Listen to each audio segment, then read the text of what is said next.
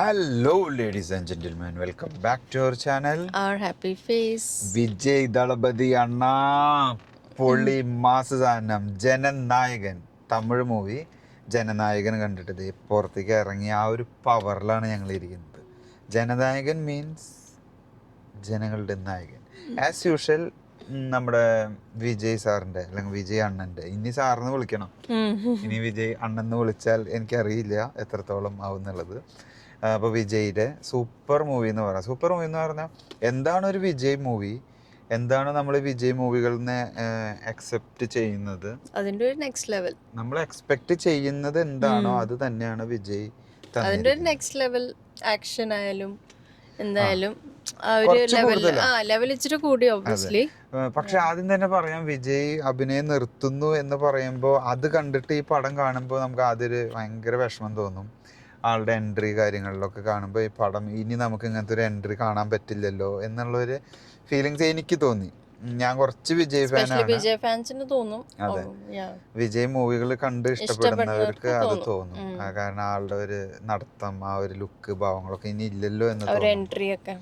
അതെ, ബട്ട് പടത്തിനെ കുറിച്ച് പറയുമ്പോൾ പടം ഒരു പൊളിറ്റിക്സ് ആണ്, പൊളിറ്റിക്കൽ ആക്ഷൻ ത്രില്ലറാണ്. ആളുടെ പാർട്ടിയുടെ ഒരു എൻട്രി ആണ് കാണിക്കുന്നത്. It's like A soft launching of his TVK party. Exactly. ഇത് ഈ ഒരു കാരണം കൊണ്ട് തന്നെ ആവും ഇതിന് ഇനീഷ്യൽ സ്റ്റേജിൽ അവര് സെൻസർ ബോർഡ് ഇത് കുറച്ച് നാൾ ഹോൾഡ് ചെയ്ത് വെച്ചതും ഇലക്ഷൻ ടൈമിൽ റിലീസ് ഹോൾഡ് ചെയ്യാനൊക്കെ കാരണം ഈ മൂവിയിൽ ടിവികെ പാർട്ടീനെ കുറച്ച് പുഷ് ചെയ്യുന്നുണ്ട്.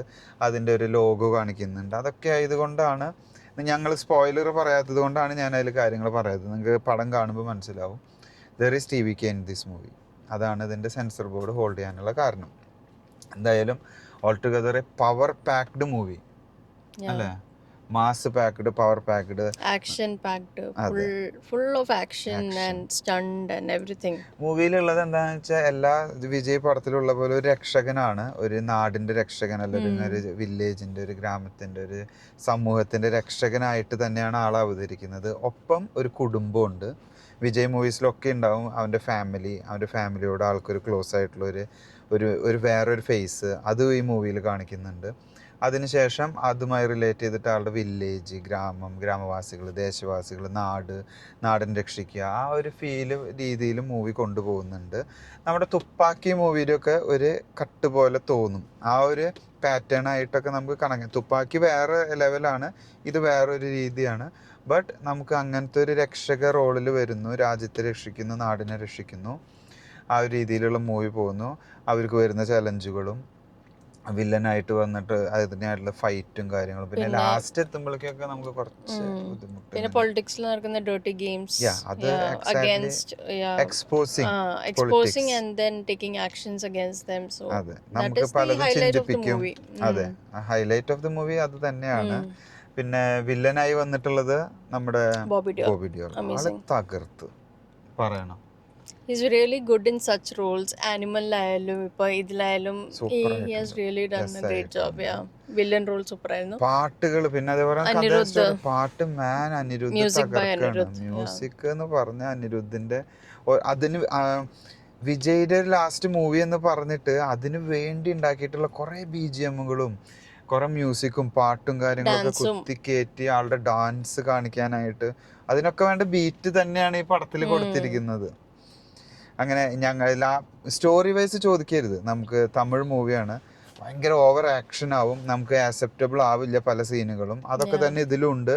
അതാ പറഞ്ഞൊരു പവർ പാക്ക് എന്ന് കണ്ടിട്ട് നമ്മൾ പോകണം. വിജയ് തമിഴ് മൂവി എന്നുള്ള ഒരു മൈൻഡ് സെറ്റ് ആയിട്ട് പോവാ. ലോജിക്ക് നോക്കി പോകാനുള്ള ഒരു പടമല്ല ഇത്. വീണ്ടും പറയുന്ന ലോജിക്ക് ഇല്ല പടത്തില്. തമിഴ് മൂവി അങ്ങനെയാണ്. ലോജിക്ക് എന്ന് പറയുന്നത് ലാസ്റ്റ് എത്തുമ്പോ കുറച്ച് ഓവർ ആയിട്ടുണ്ട്. And it's very lengthy, like it's around almost 3.5 hours in ഒരു മൂവി. അതുണ്ട് 3.5 hours ഓളം.